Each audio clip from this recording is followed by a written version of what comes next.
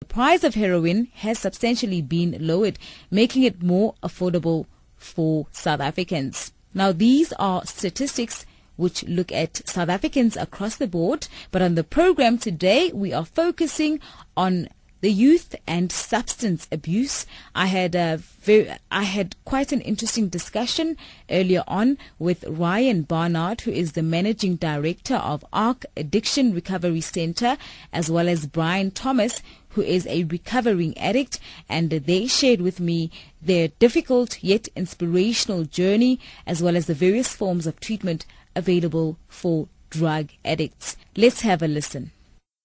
Ryan and Brian, welcome to In Tune, and thank you so much for your time. Thanks, Eva. Ryan, let's start with you. When we talk of substance abuse, what exactly are we referring to? And is alcohol and prescription medication also included in the term? I suppose the term speaks for itself. Substance abuse is usually a precursor to addiction. So addiction is what happens when you have been abusing for some time. You know, that's something that's it's debated amongst recovery community and people in the know. You know, is it a case of nature or nurture? We believe that it's both. A person can be genetically predisposed to addiction, and they can cross the line into the dimension of addiction after excessive abuse. Genetically predisposed to addiction. That must be quite a hard one then, as far as recovery is concerned. My experience as an addict was that that's nothing that anybody could do really for me. You know, in terms of my parents trying to put blocks in place and the school trying to prevent it, so on and so forth. That process didn't really change the fact that I wanted to use drugs. You know, despite the education and the exposure that I had to information about the consequences of using drugs, it didn't really change anything for me personally. So, Ryan, when it comes to youth substance abuse, there seems to be, you know, no rhyme or reason to either the increase in the number of young South Africans who abuse drugs or even in the pattern of use. Can you just give us an overview on the prevalence of drug abuse in South Africa and which are the more popular drugs? I know there's a new drug, well, so it's not a new drug, it's a new term that I've recently become aware of. It's niope, I think it is, which is, if I'm not mistaken, is heroin mixed with ARV drugs. Yes, niope. Yes, and yeah. You know, wow, when the popularity of that drug has in fact soared. Well, it would appear that niope is becoming very popular. Cat has become very popular over the last few years. Heroin, cocaine have always been very popular drugs. Alcohol, prescription drugs, you know, it's not really the drug of choice that defines the problem. It's really the person using the drug. The usage of the drug is really the symptom of the addiction. Drug addiction in itself is only a symptom to underlying problems that a victim may be having? Possibly. But as I said as well, it could just be in part of somebody's personality to use drugs and enjoy feeling high. Let's talk about the number of South Africans who are either addicted or who abuse drugs on a regular basis. As a treatment center based in the East Rand, we have experienced many people coming to us, you know, saying that their children are addicted. And it's generally people between the ages of 14, youngsters 14 and 18 years old. So it's generally teenagers, although we have experienced that it affects people younger than that. Yeah, we have had reports of children in schools using cat particularly. And when you say children, what age group are you talking about here? Under 12. So yes, it is a problem, a big problem throughout in general. The country, yes, yeah. Not just in the Western Cape as perceived. In fact, it's a global challenge. We'll talk more about that as well as the recovery process that you had to undergo to be the person that you are today. But first, let me welcome Brian Thomas as well. Brian, you are a recovering addict. How and when were you introduced to drugs? I suppose we want to include alcohol and cigarettes as a drug. So I suppose I started smoking cigarettes at the age of 7, and that was I would say, an introduction to 7. Yeah, that must have been your first year at school, wasn't it? Yeah, well, it wasn't an introduction. It was a kind of a self. Yeah, I explored myself, and it wasn't fun for me, and I didn't carry on doing that. But at a later stage, at 11, I was introduced to alcohol. and the effects were pleasurable to me. Now, I enjoyed them. I was around a different group of guys, and it gave me acceptance in that circle, drinking alcohol. The taste I did not like, but the feeling I did enjoy, and that was like the guarantee that I had. It wasn't a problem yet, but like anything, it progressed. The acceptance that I wanted again, it progressed to marijuana, and those are the things that I really did like, where I was introduced to the whole spectrum of drugs. And how old were you by the time you were smoking marijuana? I was 12. And the progression from there, I suppose, is that I got hooked onto Mandrax at 14 and then went on to crack at 15, and I was using intravenous heroin at the age of 16. Now, what kind of heroin is that? It's one that you would inject. Okay. So you were injecting. It's just a method of using. One could snort it or smoke it or inject it. It's up to the individual, But I suppose with intravenous drugs, they work a lot harder and faster. I suppose the last step one would take when using drugs. So you were injecting yourself at the age of 14? No. I started using drugs at the end. I was injecting heroin at 16. That's still very young. And just take us through the feeling of being high, Brian, because many people who've never taken drugs cannot comprehend that feeling. What can you compare the feeling to? What is it like? And is it really a physical feeling, or is it more a state of mind? Okay. It's very hard to describe. It's like trying to tell someone who's never eaten chocolate cake before what chocolate cake tastes like. But I'm going to give you an instance of what happened in my life that could describe it. And I often tell guys can you remember your first lollipop?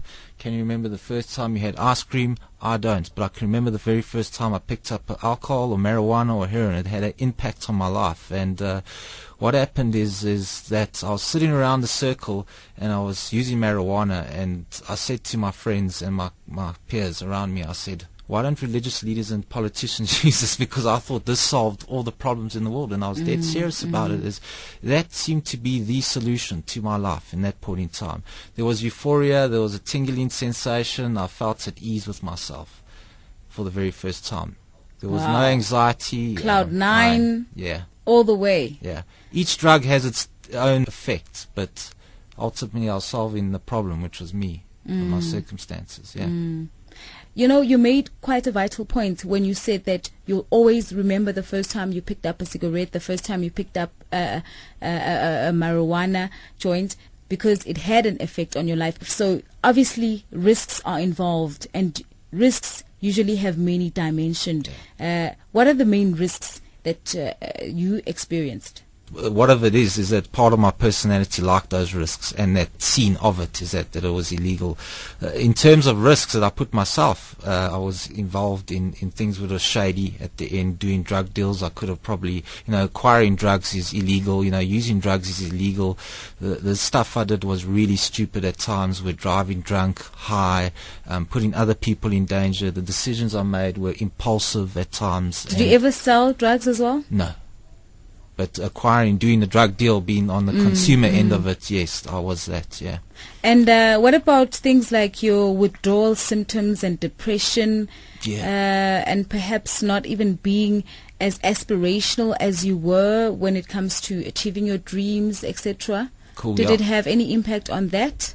Definitely. I left school at standard 7. To take up drugging as a full-time career, as I saw it. Education stopped, work stopped, everything stopped, and drugs became the primary source of what I woke up for.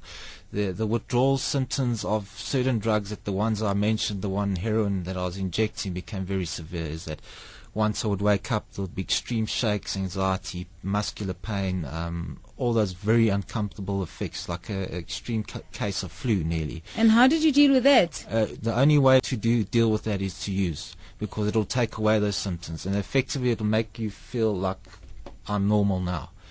So at the end I was using not to get high, but just to calm those effects of the withdrawals. Sure. Brian, I'm really, really fascinated by your story, but at the same time, so proud to see you being the clean man that you are. Look at your skin, it's glowing. I could never believe that you were once an addict. What would you say are some of the factors that influence your addiction? I mean, were you having family problems at the time, or was it more a case of peer pressure? I was living a good lifestyle. I think it was possibly more the peer pressure and wanting to belong, coupled with my naughty personality and possibly my addictive personality, which defined me as a drug addict. I would have probably fell in any circle that took me in, and the circle that did take me in were the drinking and drugging type. And as with any habit, the addict has to feed their addiction. What were some of the drastic actions that you possibly resorted to in order to keep that habit alive and sustain the availability of drugs? Theft was one of it, of possessions. What did you steal and from whom? Mostly from family and friends, and through cunning ways, not the aggressive type of way would be to steal the odd cell phone when someone's not looking. But as a drug addict, I took the softer targets, the ones that I knew that possibly wouldn't lead me to jail, or if I caught, I could probably get away with it. Manipulation, lying, any sort of method that I could use, credit, anyway, that would take it there. And you've been through recovery now. We'll talk about that in just a moment. There must have been a moment that brought you to that. What was the lowest moment for you? Did you ever have an epiphany where you thought, you know what, enough is enough? If I don't stop, I'll probably die. Yeah. The strange thing is, I knew the things I was doing, you don't last long. But it never dawned on a reality. I knew it in the back of my mind. My end days, yes, I was using, and I think I was using just to keep those withdrawals up. And I think I was so physically ill is that I couldn't acquire the drugs as regularly as possible. I think the emotional pain, the fear, the anguish, the depression, all those type of things took me to a place where I couldn't quit by myself, but I was ready, emotionally and mentally to when I had the help. So when you talk of emotional pain, you did experience depression even though you were high. Yeah, severe. What caused that? Because usually the perception is when you are high, you're happy and you're overjoyed and you're energetic and over the moon. I think there's a progression in drug use. In the beginning is that you do really feel good. But what happens is like I described with the heroin use is that first I get high, I get a fantastic, relaxed feeling. But at the end, that relaxed feeling is no longer, and it goes on to the other side where I'm now tense, and I need to use a drug to feel normal, and the same as the withdrawal. So there's a progression. I get high to a certain level, and the next time it isn't that great. And then the next time, the more I use, I try to chase that initial or original feeling that I got, and I'm not getting there until I find out that I'm only using to feel normal. And it even goes worse than that, it digresses or gets worse. And so when you decided to stop, was it your decision or did somebody else make that decision for you? It was a combination. I did ask for help. From my parents, thank goodness.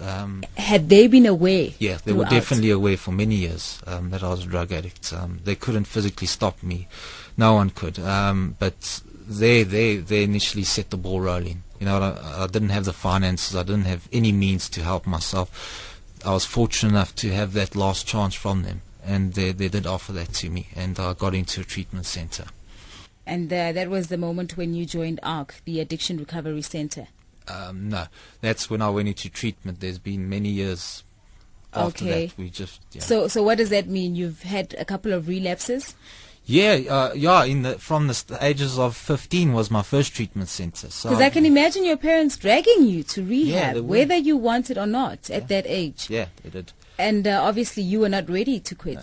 You see, that's the thing with drug addiction. You can put me anywhere, and I'll still find a method of using it. It has to come from myself. The willingness or the need or the desire needs to be measured by me. No one else can make that decision for me. And there was many attempts to rehabilitate forcefully, like from my parents, by myself. But the final was when I described, because otherwise I went through numerous treatment centers and those type of.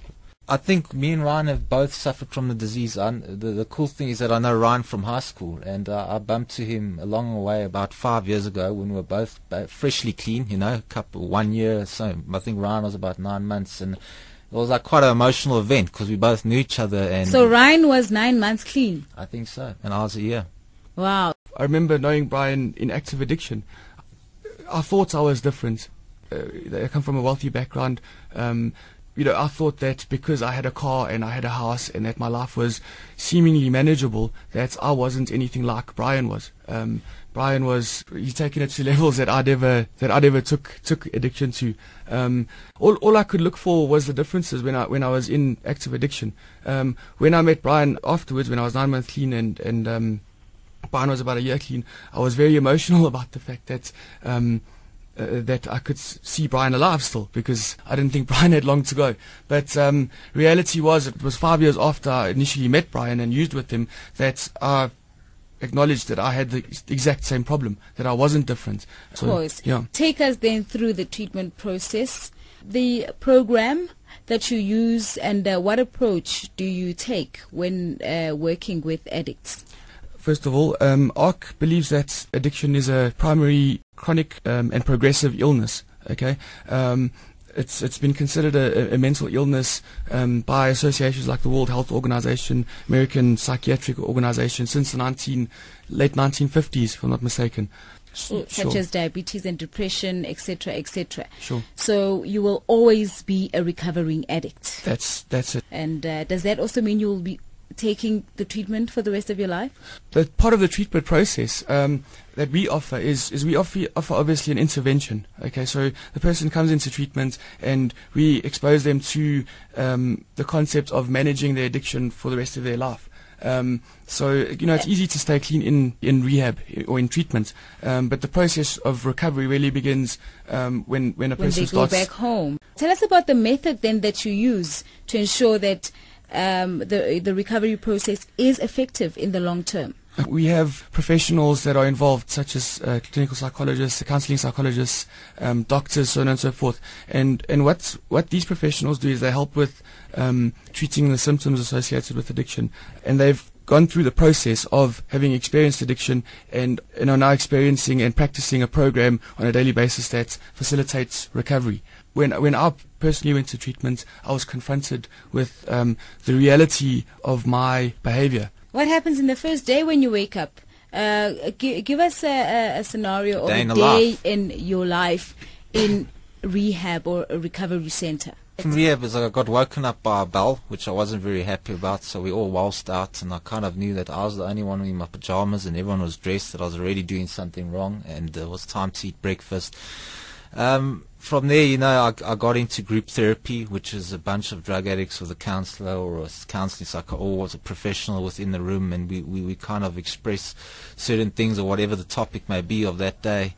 A lot of it involved one-on-one counseling and going to meetings, leaving the treatment center in the period of being in treatment, going to meetings, meeting other people like me, which made a huge impact because it made sense that someone like me was telling me what to do instead of someone who hasn't experienced it. You know what I mean? So it's walked in my shoes, and those were very important parts to me and my recovery, is that someone else like me was showing me the way. I can imagine you've seen a couple of people lose their lives. Yeah, we have actually close friends as well. Recently, yeah. My word. Brian, you've lost friends as well? Yeah, just recently a mate of ours went to a funeral about a month ago. Did the person die from an OD?